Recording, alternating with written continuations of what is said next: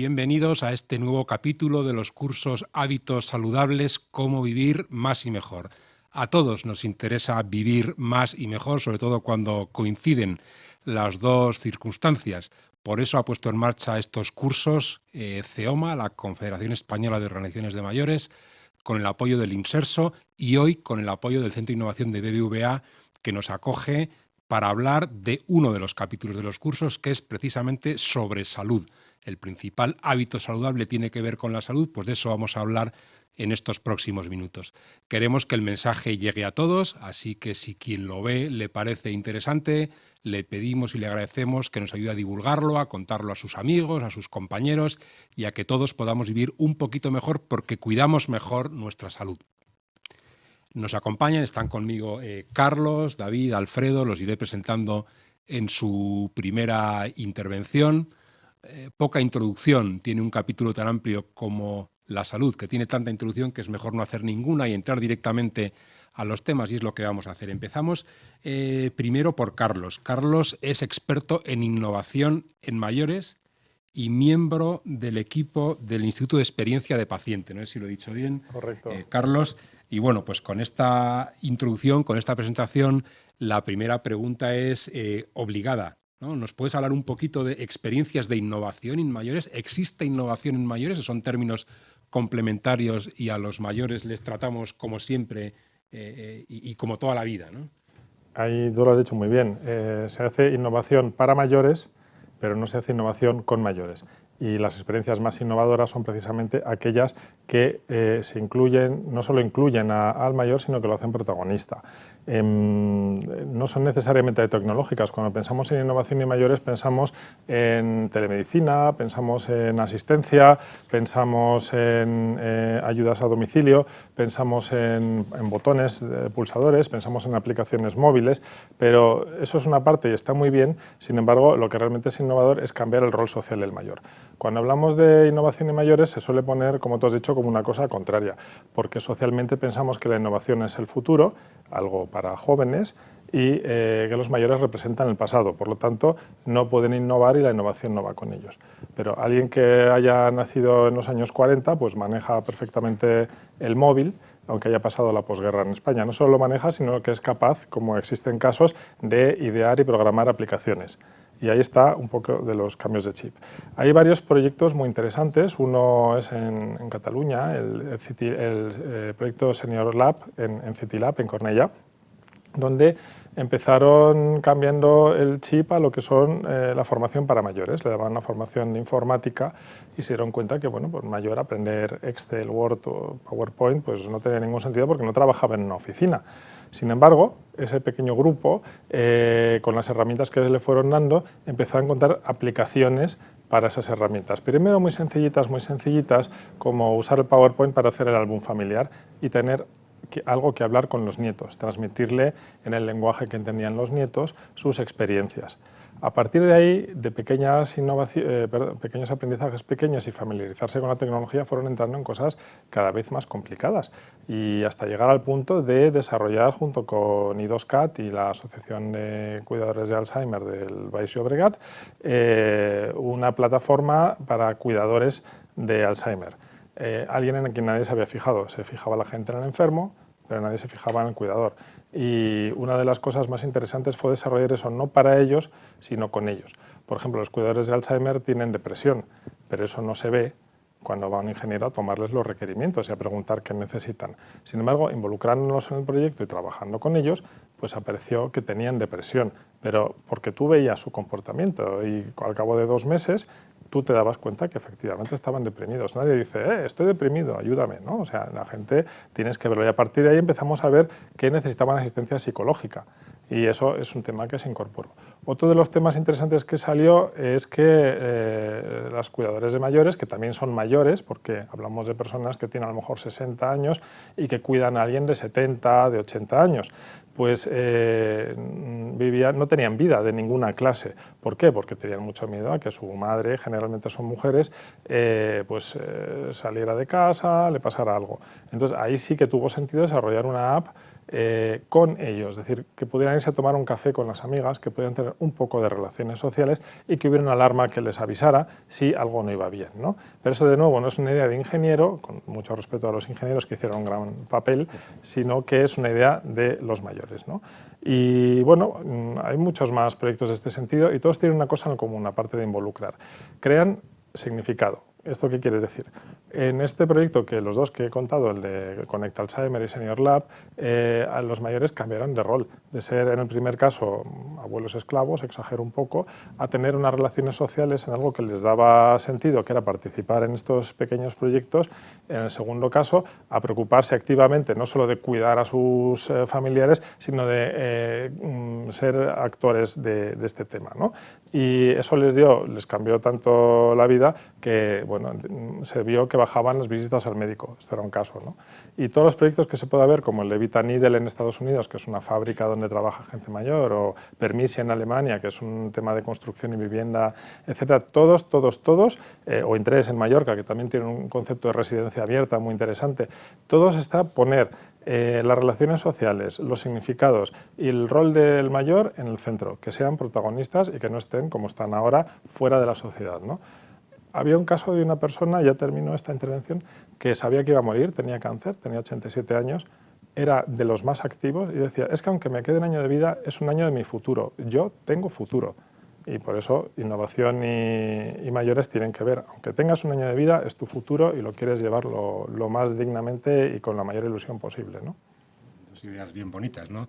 No solo es innovar para los mayores, sino innovar con los mayores. Y la segunda que acabas de comentar ahora, que es apasionante, es que todos tenemos futuro, ¿no? Y eso mueve la innovación, que no solo es trabajar tecnológicamente con marcianos, ¿no? Tiene otros ingredientes que acabamos de ver, pero que seguro que desarrolla también, y nos habla de ellos David Roa, que es el responsable de innovación. Hemos sido lo más innovador en este área para estar con ustedes esta tarde. Es responsable de innovación en Hoffmann Wall y en Grupo Vitalia, que es un grupo de referencia en centros de día principalmente, pero lo puedes matizar, corregir y ampliar, David, además de darnos tu punto de vista de la innovación y quizá desde uno de los ángulos clave de la innovación. Innovación es futuro y bueno, tiene que ver con prevenir lo que va a venir, ¿no? Totalmente. La verdad es que hablaba mi compañero de cambiar el rol del mayor, ¿no? Social, pero también hay que pensar que hay que cambiar a la sociedad, ¿no? Y cómo miran a los mayores, porque la innovación desarrollada en, bueno, pues no solamente en nuestro grupo, sino en muchos lugares en los que realmente nos sorprenderíamos de ver las capacidades de los mayores a la hora de tratar y abordar la tecnología y todo lo que estamos desarrollando para ellos, ¿no? En nuestra experiencia, la verdad es que no solamente no genera un rechazo inicial, ¿no? Que puede ser lo que la mayoría de las personas piensan. Ante la tecnología, el mayor rechaza pues, por un factor cultural. Nunca durante su vida ha tenido un acceso o un manejo de la tecnología como el que tenemos personas más jóvenes. Sin embargo, ellos afrontan ese reto con muchísima ilusión y no poniendo una barrera inicial, ¿no? Son dos conceptos muy diferentes, el de los niños y el de los mayores, y además nosotros odiamos la comparación, ¿no? Y siempre, de hecho, en nuestro grupo rechazamos tener ningún paralelismo. Pero a la hora de enfrentarse a la innovación y a la tecnología es muy similar. Nosotros hemos desarrollado aplicaciones para iPad y entonces, igual que al niño que le pones el iPad y rápido controla el manejo, pues los mayores muchas veces es muy parecido, ¿no? Nunca han tenido contacto previo con esta tecnología, pero para ellos es un mundo nuevo, pero empiezan a manejarlo de forma excelente. La verdad es que el concepto de salud, ¿no? Es muy importante, sin duda alguna. Sería aún más importante poner el foco en la prevención, que es un poco lo que me preguntabas, ¿no? Y hay que innovar para prevenir, porque es verdad que tenemos una sociedad que solo buscamos soluciones a los problemas cuando los tenemos a un metro nuestro, ¿no? Y prevenir en salud es fundamental, ¿no? El establecer desde una edad muy pronta unas buenas rutinas, unos hábitos saludables y de alguna forma concienciarnos de que lo que hagamos hoy vendrá mañana, ¿no? Y tendrá la repercusión. Por eso es muy, muy importante fomentar la innovación en prevención, ¿no? No tanto innovar para buscar solucionar los problemas de salud, sino cómo innovamos para prevenir la aparición de estos problemas, ¿no? Y esa es una línea pues, muy, muy potente y que en relación a los mayores hay que desarrollar mucho, ¿no? La verdad es que es muy interesante. Y un área de inversión, También, indudablemente, ¿no? sin Porque duda. a veces parece que cuesta invertir en aquello que nos va a permitir ahorrar a futuro, porque ya llegará, ¿no? Pero sin embargo... Es cierto, y muchas veces el tema de la inversión es el freno a innovar, ¿no? Y muchas veces, desde mi punto de vista, lo más importante es tener la idea, empezar a desarrollarla, la inversión vendrá, o bueno, habrá que buscarla, ¿no? Pero no podemos tener el freno de la inversión para empezar a innovar y a pensar en los mayores y en cómo prevenir las patologías que les afectan. También muy interesante la idea que comentas de que los mayores son como niños. Es un error, somos como niños, Bueno, ¿no? sí. A la hora de utilizar ciertas cosas. Hay que tener una cierta habilidad, unas ciertas ganas de hacer cosas nuevas, ¿no? Para trabajar con la tecnología, y eso es fundamental. Por otro lado, utilizar la tecnología no es ser ingeniero en universidades punteras de todo el mundo. Utilizar la tecnología es usar aquello que alguien ha puesto encima de la mesa para que lo podamos usar con facilidad, ¿no? La clave de la tecnología posiblemente es usarla sin saber qué es tecnología, sin saber qué es lo que hay detrás, ¿no? Y pues es tan intuitiva, ¿no? Todo lo que vemos ahora de los niños intentando pasar el periódico de papel así y que no pasa, es algo que ni nos imaginábamos, ¿no? Y lo más importante del mayor es que entienda qué resultado, qué beneficio le va a esa tecnología, ¿no? El niño o el joven lo hace con un uso más de ocio, pero el mayor quiere saber para qué le va a ser útil, ¿no? Y quiere saber qué efectos va a tener si va a estar en un programa de rehabilitación, va a tener algún beneficio, ¿no? No va a acercarse a la tecnología si no encuentra un sentido o un fin muy concreto. Muy bien, pues muchas gracias. Les presento a continuación a Antonio Alfredo Borquez, antes me he equivocado en otra. Alfredo Borquez, director técnico comercial y de calidad de Eulen Sociosanitarios, experto en ámbitos relacionados con los mayores desde hace muchos años, secretario general del Foro Lidea, de la Alianza Científico Profesional para el Estado del Bienestar. En fin, no solo trabaja en su ámbito restringido a la empresa, sino un poco en intentar que cambie el sistema, y eso aporta una perspectiva diferente a la sociedad y a foros como este en los que siempre participa muy activamente. Se lo agradecemos que esté también hoy con nosotros. Alfredo, desde tu ángulo, ¿no? ¿Hasta qué punto la responsabilidad de la salud de cada uno es de cada uno o es del Estado, o nos desentendemos a cierta edad? ¿Cómo ves qué debemos hacer cada uno por nuestra propia salud, ¿no? Bueno, yo creo que este enfoque, el tema de la salud, el tema que se comentaba antes del aprendizaje, la innovación, la creatividad, es un enfoque de cualquier persona a cualquier edad. Es decir, la edad no es una limitación. O sea, por la edad que tengas, 20, 40, 60, 80, 90, no tiene por qué limitarte a nada. Es verdad que con la edad, en personas ya fundamentalmente a partir de 80 años, hay mayor riesgo de complicaciones, hay mayor prevalencia de enfermedades, hay que cuidarse más, pero sí hay que pensar que individualmente cada uno es responsable de su salud. Cada persona es responsable de su salud en cuanto a cuidarse, y la salud con un concepto amplio, no solamente no enfermedad, porque uno puede tener hipertensión, tener diabetes y estar en un buen estado de salud, perfectamente activo y sin ningún tipo de complicación.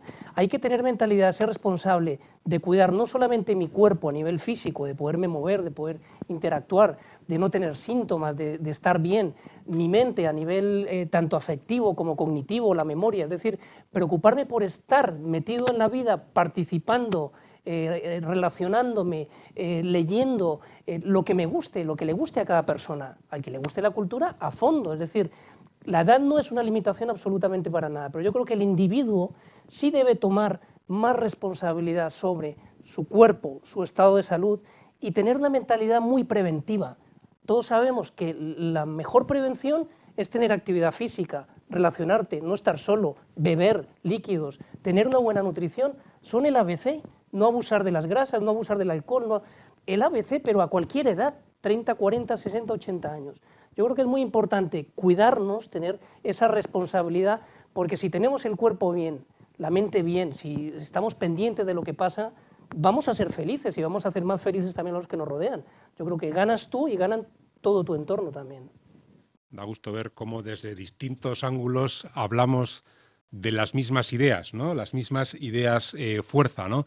Una de ellas tiene que ver con que innovación, entre otras cosas, es intentar acercar, digamos, extremos que parece que no se tocan, ¿no? Escenarios, digamos, improbables, ¿no? Porque en todo esto hablamos de salud, hablamos de innovación, hablamos de cambio, pero también ha aparecido en algún momento la palabra rutinas. ¿No tiene que ver la innovación o casa la innovación con ciertas rutinas de salud, Carlos? Bueno, me han gustado mucho las dos intervenciones porque al hilo de ellas hablaba David de la prevención y hablaba Alfredo de cuidarse la salud, ¿no? Entonces, una de las cosas que también, y meterlo en tus rutinas diarias, el tema insisto en el tema este de las relaciones sociales y de las actividades con significado, porque lo que mata a la gente no es solo la enfermedad o la edad, lo que les mata es el aislamiento, el no tener un sentido, no tener un futuro. Eso es lo que al final deprime y consume la persona. Hay un proyecto en Alemania, que antes lo he mencionado, que es Permisia, que es precioso, que son las viviendas de Nuremberg, que son en su mayoría de propiedad municipal. Entonces la ciudad se planteó hacer una inversión tecnológica muy fuerte para que la gente siguiera en sus viviendas más allá de los 70 y 80 años. Y encontraron, bueno, lo hacían por una razón de costes, es decir, si esta gente fuera a residencias les saldría muchísimo más caro la ciudad. Pero se dieron cuenta que en la medida que mantenían la independencia de la gente y cuidaban, no tanto con un cuidador, un fisioterapeuta o algo así, que sí, eso estaba muy bien, pero que condujera sus relaciones sociales, que evitara su aislamiento y generar actividades que a ellos les gustaban, de nuevo las incidencias médicas bajaban muchísimo y la esperanza de vida sube. Casos reales, ¿no? Y del mundo, ¿verdad? Que nos fijamos más en lo que está lejos que lo que está aquí, y hay de todo tipo, ¿no? Porque aquí también tenemos ese tipo de experiencias en lo que son establecer rutinas saludables innovadoras. ¿Es contradictorio o no? No, la verdad es que, de hecho, hay que integrar, ¿no? En las rutinas diarias pues la innovación y la tecnología al servicio de la salud y la prevención, ¿no? Estoy muy de acuerdo con que nosotros hemos descrito 4 áreas importantes en la persona, ¿no? ¿Cuáles son las 4 partes, las 4 áreas que nos hacen sentirnos bien, tener una sensación de bienestar y pensar que tenemos salud? Porque la salud es un concepto y otra cosa es la percepción que cada uno tenga de la salud. Tú puedes estar muy sano, pero si tu percepción propia de la salud no es buena, estás muy enfermo porque tú piensas que lo estás, ¿no? Entonces son 4 áreas las que pienso que tenemos que trabajar. Una es la parte física, que sin duda es la parte más visual a la hora de limitar, ¿no? El no poder andar, deambular, hacer ejercicio. La parte cognitiva, la parte de la cognición es fundamental, ¿no? La parte de la memoria, del lenguaje, del cálculo. La parte social, es que la parte social es fundamental, porque sin esa pata, pues bueno, todo lo demás se queda completamente descolgado, ¿no? Y es el impulsor de los demás, porque tener una buena malla social, un buen soporte social, te hace que las limitaciones físicas, cognitivas y psicológicas sean un poquito menos, ¿no? Que la visión de ellas sea menor, aunque pueda haber grandes limitaciones. Si tienes un buen soporte social, una buena base, una buena red construida a tu alrededor, es bueno. Y el último área es la parte psicológica, ¿no? Que también es fundamental. Si esas 4 áreas las trabajamos estableciendo rutinas saludables y terapéuticas, pues sin duda alguna podemos llegar a una edad, como comentaba nuestro compañero, de 80, 90 años, pues con unas ganas enormes de vivir, de aprender, de innovar, porque es que tenemos casos de gente de 90 y 95 años que ahora ha empezado a estudiar, que ahora quiere montar empresas, que quiere emprender y que a veces... Por eso decía que la sociedad también tiene que cambiar, porque no les ofrecemos el camino. Ellos quieren, están deseando que les llevemos la innovación, que les llevemos la tecnología, que les enseñemos el camino para desarrollar todo lo que ellos tienen en su interior, ¿no? Entonces, establecer rutinas es fundamental. ¿Y por qué rutinas, no? Porque la palabra rutina la tenemos asociada a un concepto casi negativo, ¿no? Todos rechazamos la rutina. Pero en el tema de salud y prevención hay que ser muy, muy exhaustivo, y establecer una buena rutina te hace que no la pierdas, ¿no? Si fuera algo puntual, hoy voy a comer bien, mañana voy a ir al gimnasio, pero eso se acaba desdibujando. Por eso hay que establecer rutinas claras de autocuidado y de prevención.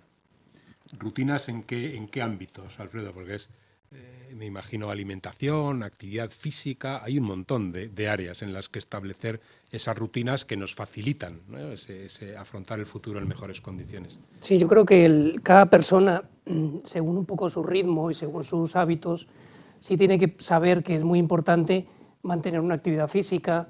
Hay que intentar dar paseos por lo menos de media hora a 1 hora, y si puedes dar 2 o 3 al día, mejor que 1. Hay que tener actividad física a lo largo del día, no estar sentado mucho tiempo, moverse. Hay 1.800.000 personas mayores en España que viven solas. Tanto los amigos, el entorno, ellas mismas tienen que intentar salir, tener algo que te permita incorporarte a proyectos, a temas, a aspectos nuevos, desarrollar nuevos hábitos también. Yo creo que algo que da mucha vitalidad a tu proyecto de vida es tener algo nuevo que te ilusione, algo que plantee cosas, algo que te guste o que tú crees que eres muy bueno en ello, desempeñarlo. Siempre se puede aprender, pero también siempre podemos seguir aportando lo que sabemos que hemos aportado.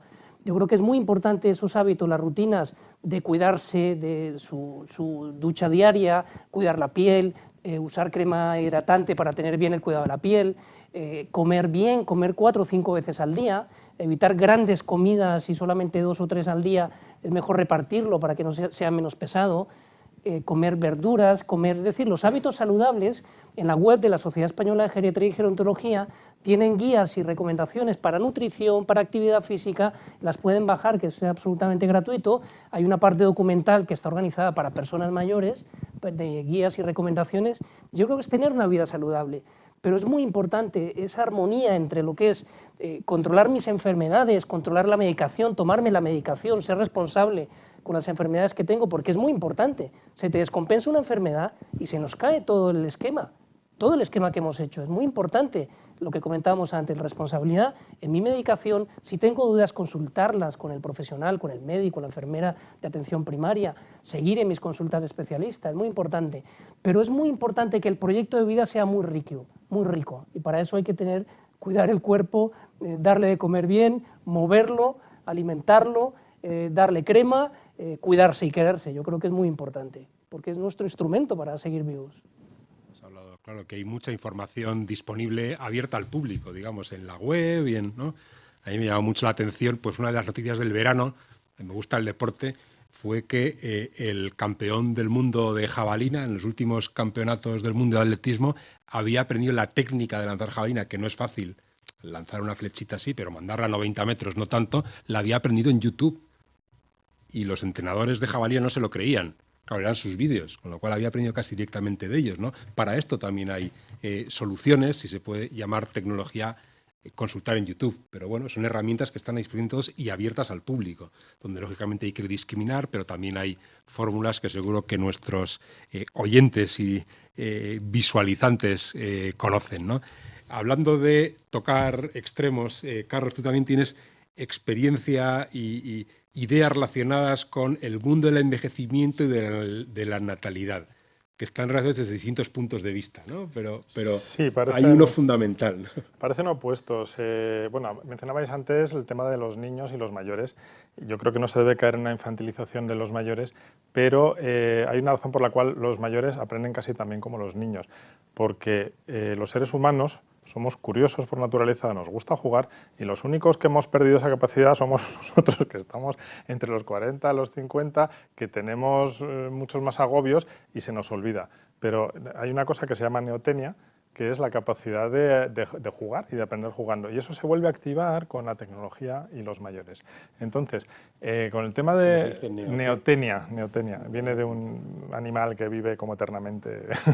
Bueno, entonces, dicho este inciso, el tema de que se toca es, hablamos de tecnología y pensamos siempre en cosas, pero hay tecnologías sociales. Decía David, hay que cambiar la sociedad, yo decía, hay que cambiar a los individuos, ¿no?, en su rol de mayores, y hay que cambiar las tecnologías sociales. Es decir, voy a decir una palabra que ahora está fea, pero en su día era el asilo, y que ahora se ha sustituido por residencia. Eso es una tecnología social. ¿Qué se hace con la gente mayor cuando ya no hay familia extensa? La sociedad inventa una cosa que se llama asilo. Ahora bien, si innovamos en este punto y empezamos a hacer asilo, residencia, ahora que es cada vez más hotel, ¿no?, empezamos a hacer, como ha hecho Vitalia, otros conceptos mucho más abiertos. Lamentablemente no conozco lo que hace Eulen, pero seguro que también innova en este punto, ¿no? Empezamos a cambiar esta tecnología social, veremos que empiezan a surgir soluciones. Y el otro punto de cambio es la sociedad envejece porque no hay natalidad. Entonces, nos cuentan mucho.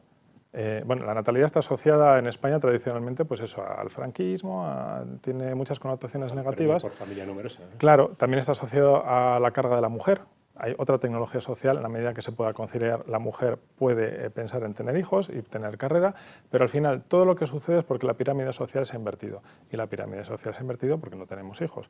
No tenemos hijos porque primero hay los medios para no tenerlos, dos, se nos educa para no tenerlos, entramos en una clínica de fertilidad y es increíble, la gente sabe cómo no tener hijos, pero no sabe, aunque suene risa, no sabe cómo tenerlos. O sea, no solo es una cuestión de sexualidad, es una cuestión de alimentación, de salud, de saber que a los 35 años baja la reserva ovárica y de cambio de mentalidad. Es decir, yo no estoy aquí solo para disfrutar, tengo que hacer algo para el futuro. Tener hijos es bueno, me realiza, me llena, ¿no? Y en ese momento que cambiemos eso y haya un equilibrio, tendremos la tecnología social para unos nuevos mayores y tendremos una sociedad un poquito más equilibrada que pueda financiar, que el problema es que ahora no puede financiar toda la innovación. Como decía David, no hay dinero, porque la pirámide está invertida. Cuando la pirámide esté equilibrada, habrá dinero para financiar una vida distinta de unos mayores que ya no tienen que estar aparcados como hasta ahora, ¿no? Relación clarísima, ¿no? Volvemos, si queréis, a la parte práctica que habéis comentado antes de las áreas, ¿no? Porque algo que yo entiendo que caracteriza a Vitalia es el trabajo sistemático en el día a día con las personas con las que trabajáis en áreas cognitivas, físicas, psicológicas. ¿Dónde está la magia? ¿Cómo encajáis todas las piezas del puzzle? La magia está en un concepto claro, que es la personalización, ¿no? Hemos hablado de conceptos generales, hemos hablado de salud, hemos hablado de prevención, de hábitos saludables, de andar, pero claro, ¿cómo conseguimos que todo esto, igual que toda la información que decíamos que hay en YouTube, claro, qué difícil toda esta nube, todos estos consejos, llevarlos a la práctica? ¿Cómo se consiguen llevar? ¿Y cómo hacemos en Vitalia y a través del método Hoffman, que es el método que trabajamos? Personalizando. Nada podemos planteárselo a una persona, no podemos plantearle un cambio de hábitos, no podemos plantearle una nueva vida si no conocemos a esa persona. Lo primero es conocer a la persona, ver todas sus esferas, valorarla en todos sus ámbitos, valorar todas sus funciones, sus capacidades, la merma de estas, todo. Por eso lo primero que hacemos cuando una persona viene a nuestros centros o una persona quiere información es estar 4 horas con ellos, 4 horas de reloj. Y delante de él pasa un médico, un neuropsicólogo, un fisioterapeuta, terapeuta ocupacional, nutricionista, logopeda. Pasan todos los profesionales. Vamos a ver esta persona cómo está. Cuando tengamos la foto global de la persona, su historia de vida, quiero decir, qué le gusta, qué no, sus aficiones, qué ha perdido, qué quiere, qué intereses tiene, ¿no? A veces no preguntamos a los mayores qué intereses tienen. A veces les ponemos, oye, usted tiene que andar. Va al médico, usted tiene que andar, tiene que hacer ejercicio, tiene que comer esto. ¿Alguien le ha preguntado a esa persona? Si no, me parece que es una imposición. Entonces, lo primero, la magia de encontrar salud y bienestar en lo que nosotros llamamos la tercera juventud, porque es que ya hablar de tercera edad es tan ridículo porque nadie se asocia a ese concepto, ¿no? Porque hablamos de tercera edad cuando nadie se siente identificado con tercera edad, ¿no? Ningún mayor. En esa tercera juventud, encontrar el bienestar consiste en personalizar. ¿Cuándo una cosa tiene éxito en la vida? Cuando la persona que lo lleva a cabo está implicada y está mentalizada de lo que tiene que hacer, ¿no? Entonces no podemos dar pautas generales, sino específicas y personales, ¿no? Que cada persona se encuentre muy implicada y muy ilusionada con su proyecto vital de prevención, de salud, de hábitos, ¿no? Yo creo que ahí está el éxito, en personalizar, que cada persona somos diferentes, aunque tenemos las mismas áreas, y cada persona requerirá un tipo de cuidado, un tipo de hábitos y un tipo de prevención. Para seguir creciendo en cada campo, en todas las edades, que supongo que es el Sí, por supuesto, la verdad. caso, ¿no? Es que no existe una barrera para dejar de aprender, de crecer y de desarrollarse. De hecho, yo cuando empecé a trabajar como fisioterapeuta, que es mi formación, me encantaba trabajar en centros de día y residencias porque digo, bueno, es que esto es una segunda vida. Es que la persona va a coger otro rol. Ha tenido una vida hasta ahora en la que todo le ha venido marcado. Tuvo que estudiar, ahora tiene que trabajar y ahora tiene una segunda vida en la que puede decidir porque tiene tiempo y tiene ilusión qué hacer con su proyecto, ¿no? Es una segunda oportunidad que te da la vida, el crecer, el madurar y el cumplir años. Muy interesante. Nos aplica a todos, además, ¿eh? Bueno, hemos hablado también de la necesidad de informarnos y de la cantidad de información disponible, y a veces la cantidad dificulta que seamos capaces de llegar a lo que cualitativamente más nos puede ayudar, a lo que está más contrastado, ¿no? En ese sentido, pues Alfredo ha sido secretario general de la Sociedad Española de Geriatría y Gerontología, y sé que la sociedad cuenta con unas guías no improvisadas como debe ser, más bien todo lo contrario, unas guías de referencia en distintos capítulos. Seguro que nos puedes las puedes ubicar para que sea más fácil acceder a ellas, consultarlas, conocer a priori qué contenidos tienen? Sí.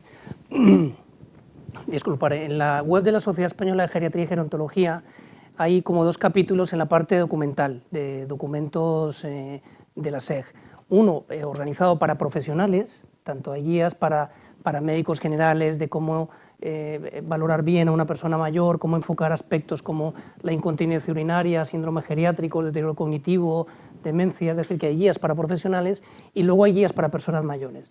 Yo creo que la aportación de la Sociedad Española de Geriatría y Gerontología es que está conformada pues por profesionales de todos los ámbitos, psicólogos, trabajadores sociales, médicos, terapeutas, abogados, todo el profesional que tenga interés en la geriatría o en la gerontología, pues está en la SEG. Y creamos todos los documentos de consenso por equipos multidisciplinares. Y lo que intentamos en las guías para personas mayores, que hay guías, por ejemplo, cómo promover la continencia, guías de hábitos saludables para temas del sueño, además de lo que ya hemos comentado de nutrición, alimentación y todo esto, y se hace planteamientos básicos para que una persona mayor sepa un poco dónde están los riesgos, porque hay riesgos muy importantes, por ejemplo, las caídas. Las caídas, hay una serie de recomendaciones que son muy importantes a tener en el domicilio, de evitar cables, los bordes de alfombras, cuando hay escalón hay que intentar señalizarlo de alguna manera con otro color, porque si no, no lo ves y te tropiezas y te caes. Y en personas que tienen ya osteoporosis o que tienen ya los huesos más frágiles, una caída puede ser consecuencia de una fractura de cadera, con lo cual sí llamamos un poco la atención que hay que intentar prevenir, es lo más importante, tener información, no preocuparse, tampoco porque, es decir, por ejemplo, hay muchas personas mayores con problemas de memoria. Ya sabemos que hay algo que se llama trastorno de memoria asociado al envejecimiento, que no es ni siquiera una enfermedad, sino que se te van olvidando las cosas, dónde puse las llaves, dónde he hecho esto. Y ni siquiera es factor de riesgo a futuro de tener demencia, algún tipo de demencia o enfermedad de Alzheimer. Con lo cual, lo que hay que hacer es estar pues, atento, leer, estar activo mentalmente. Con lo cual yo creo que es muy importante, el mayor papel que puede hacer una persona mayor es estar muy activo, leer, preguntar, llamar, incluso pueden llamar en la web a la Sociedad Española de Geriatría, hablan con secretaría, con cualquier profesional, no hay ningún problema. Es decir, que yo creo que hay que compartir esta información. Y ya con esto termino, creo que es muy importante que en la elaboración de todo este conocimiento empecemos a trabajarlo con las personas mayores, que es un cambio que estamos dando en la Sociedad Española de Geriatría. Los profesionales tenemos que trabajar los contenidos de conocimiento de modelos de sistemas con las personas mayores, porque son ellas las importantes. Modelos de atención centrada en la persona y de elementos básicos. Esto se entiende, no se entiende, yo tengo este problema, ¿cómo evitarlo? Vamos a generar más conocimiento. Yo creo que ahí también hay que dar un paso adelante, que a veces llamamos, oye, vamos a trabajar una guía con personas mayores que hemos hecho y a veces cuesta un poquito, pero tenemos que dar un paso adelante, porque todos aprendemos de todos. De hecho, cuando decías que las tecnologías son intuitivas, es porque siguen este modelo de innovación centrada en usuario. Entonces, al incorporar al usuario, el producto sale mucho mejor y tiene muchas más aceptaciones. Es una idea fantástica y me alegro muchísimo escucharlo. No es lo que cada uno se inventa en su laboratorio de qué cree que le necesita la gente, ¿no? Sino contar con ella desde el principio. A mí me gustaría dedicarle un hueco también a cambiar un poquito el ángulo y hacerle un pequeño espacio a los cuidadores, que creo que también son parte importante del sistema, que están ahí y a los que también hay que agradecer y desde luego atender en la labor tan importante que hacen, porque son clave del sistema, ¿no? Ya un poco más desordenadamente, pues si queréis ir interviniendo, la palabra clave es cuidadores, ¿no? Cómo, qué decir, ¿no? Para mejorar la salud teniendo en cuenta su papel tan fundamental, ¿no? Sí, yo creo que más o menos el 10% de personas mayores que ya tienen limitaciones en su estado de salud, que requieren cuidados de atención personal, la inmensa mayoría viven en domicilios, 5% viven en residencias, pero la inmensa mayoría viven en domicilios. Hay que poner en valor el cuidado tanto de la familia que da como cuidadores familiares, que es un cuidado muy importante, que también hay guías que hemos hecho para dar recomendaciones de cuidado a los familiares y hay que hacer más formación para familiares y también todo el trabajo y el cuidado de profesionales, de auxiliares de ayuda a domicilio, auxiliares de geriatría que trabajan en residencias, en centros de día. Yo creo que es muy importante la labor del cuidado, porque el cuidado no solamente hay que saber técnicas de cómo moviliza una persona, cómo le debe de comer como tal, sino es la forma en que cómo lo haces, cómo tratas a la persona, usar las técnicas adecuadas pero tener información para saber, oye, lo hago bien y podemos prevenir situaciones de riesgo, para que nadie se nos caiga o para que no se nos formen úlceras o mil cosas. Yo creo que hay que evitar el aislamiento del cuidador. Cuando un familiar cuida a una persona en situación de dependencia, suele aislarse. No debemos permitirlo ni la sociedad, ni las administraciones, ni los profesionales, ni los vecinos. De hecho, es como si la enfermedad asumiera también al cuidador familiar y tenemos que estar todos dando un paso adelante. Y ese cuidador familiar tiene que salir 2 o 3 veces a la semana y que venga un nieto, que venga un hijo, que venga un vecino y salgo 2 horas, porque también tiene que tener vida. Esto es muy importante, evitar la sobrecarga del cuidador familiar, y esto va relacionado con los recursos, con el tema de la sociedad que comentábamos y un poco la actitud de todos.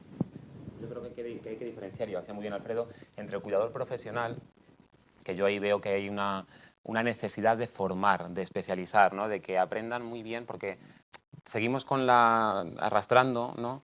El que una persona que cuida a un mayor o que cuida a un enfermo, con que tenga esa parte de vocación y bueno, sea cariñoso, bueno, pero es que lo que dice Alfredo es verdad, hay que profesionalizar el cuidado y hay muchas aristas en el cuidado que hay que conocer, formarse para ello y bueno, desarrollarlas de forma adecuada. Y luego está el cuidado familiar, ¿no? Yo me acuerdo que la primera vez que empecé de director en Vitalia, vino una hija y me dijo, es que a mí, y tiene mucha razón, dijo, nadie me ha enseñado en mi vida a cuidar a mi padre, ni a cuidar a mis mayores. Nadie me ha enseñado.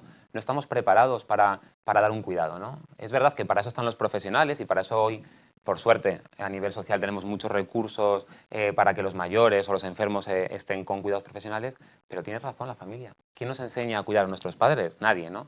Y bueno, nosotros sí que hemos hecho escuelas de familias, que por suerte están en casi todas las instituciones ya, que es llamar a las familias, ¿no? Enseñarlas a ellas, que forme parte de su día a día el aprender, ¿no? Y cambiar el enfoque. Es muy fácil, no, pero es relativamente sencillo terminar tu trabajo en una residencia o en un centro, irte a casa, desconectar, bueno, es más o menos, pero la hija de una persona que está enferma, no hay desconexión posible, y es lo que comenta Alfredo, es que la enfermedad te absorbe y te arrastra, ¿no? A ello. Por tanto, hay que enseñar a los cuidadores no profesionales, que son probablemente la mayoría, que son las mujeres, hijos, padres, madres de personas enfermas o mayores, que hay que empezar a que cambien la visión de este familiar, ¿no? A intentar verlo como, bueno, mi padre que tiene una demencia, hasta este punto de su vida ha tenido una serie de habilidades, ahora empieza otra etapa, ¿no? Y tengo que estar preparado, y para ello la formación es fundamental. Creo que lo han dicho muy bien en este punto, sé que no tengo nada que añadir. El tema de los... que son los cuidadores, ¿no? Bueno, sí hemos puesto, ¿no? Claro, hemos puesto también que sería como el tema un poquito más global, ¿no? Hombre, necesita cambiar la sociedad para de alguna manera acoger a los mayores y que no sean una especie de gueto, ¿no? A los que se llegan no sé a qué edad, pero que están un poquito aislados por difíciles y porque en parte pues es cosa suya, pero es un tema un poquito raro, pero sí hacemos una especie de gueto, sobre todo según va pasando el tiempo.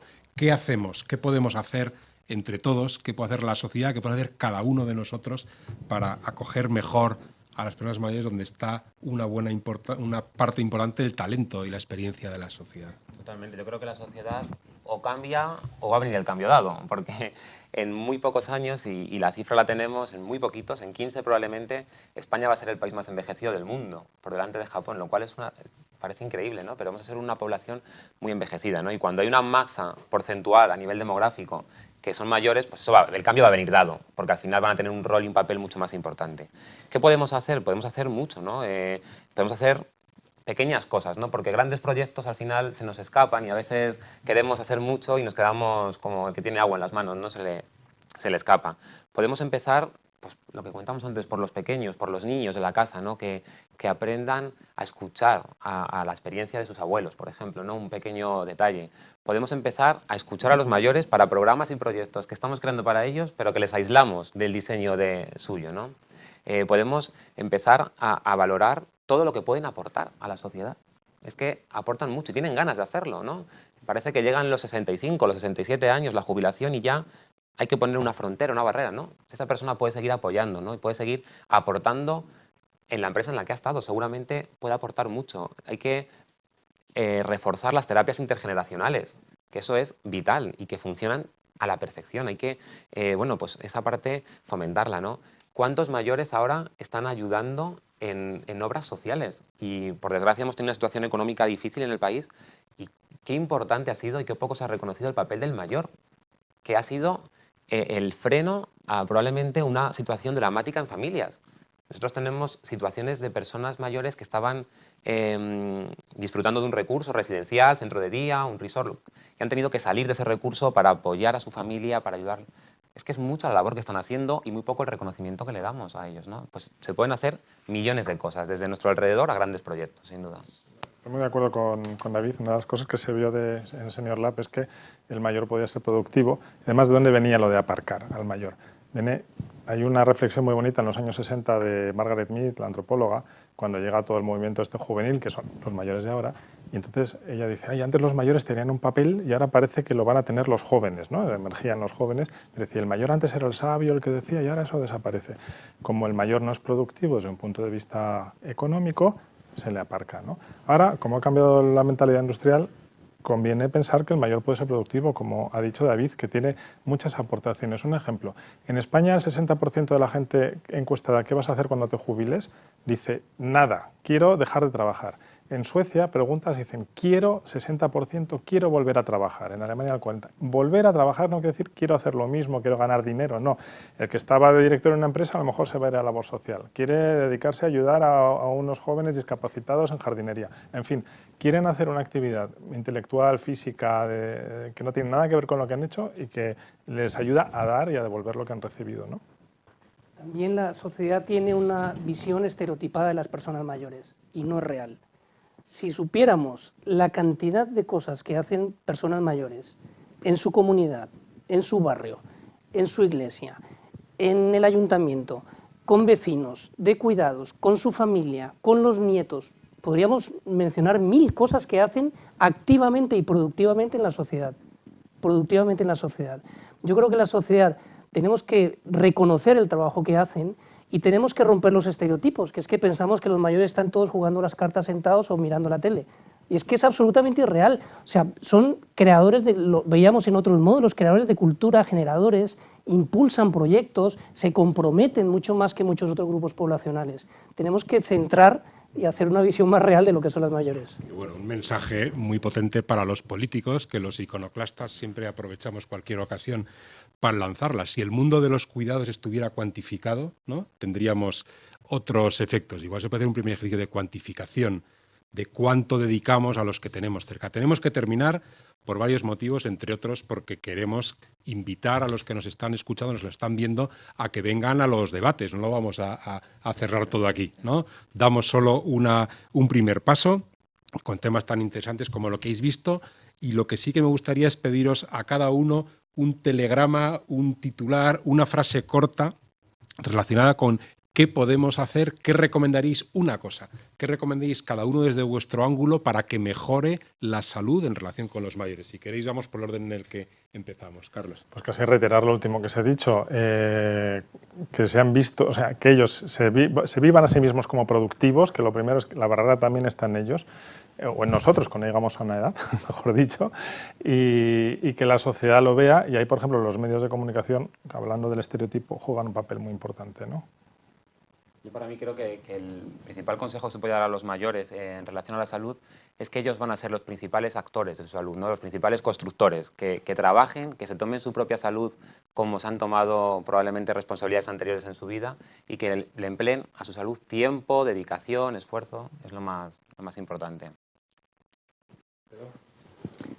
Sí, la salud es la responsabilidad de cada uno, de cada persona mayor. Hay que cuidar la salud porque es lo que te permite seguir en la vida, seguir aportando, seguir creando proyectos y tener una mentalidad preventiva de evitar las complicaciones. Pues muchas gracias. Hasta aquí la sesión de hoy sobre salud. Les invitamos a los desarrollos que va a ir habiendo en los próximos días. Pueden acceder al calendario y a las actividades concretas en la página web de CEOMA. Les invitamos a consultarlas y luego les invitamos a participar. Muchas gracias.